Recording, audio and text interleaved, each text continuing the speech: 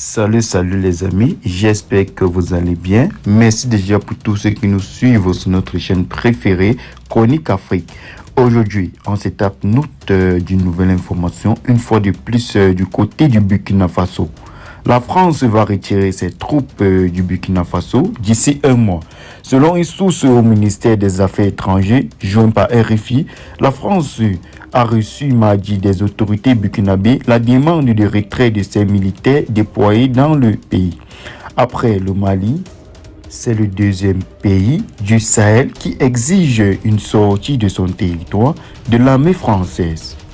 Nous respecterons les termes de cet accord en donnant suite à cette demande, a déclaré le ministère français des Affaires étrangères concernant l'accord de défense signé avec le Burkina Faso en 2018 et relatif au statut des forces françaises présentes dans le pays.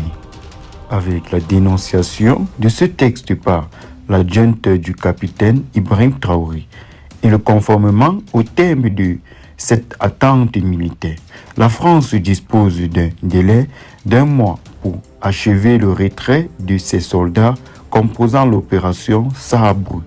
Il s'agit de 400 forces spéciales logées à la base du Camp Boinzen, près de Ouagadougou. En début de cette semaine, la ministre des Affaires étrangères du Burkina Faso, Olivia Rwamba, que son pays voulait d'abord compter sur sa propre armée et les volontaires pour la défense de la patrie.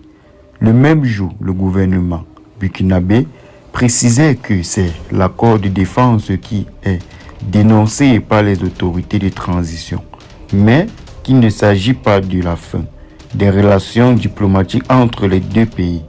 Quitter le pays en un mois, alors que Barkhane a réussi à quitter le Mali en 6 mois. Il va falloir désormais renouveler cette prouesse au Burkina dans un délai encore plus court d'un mois.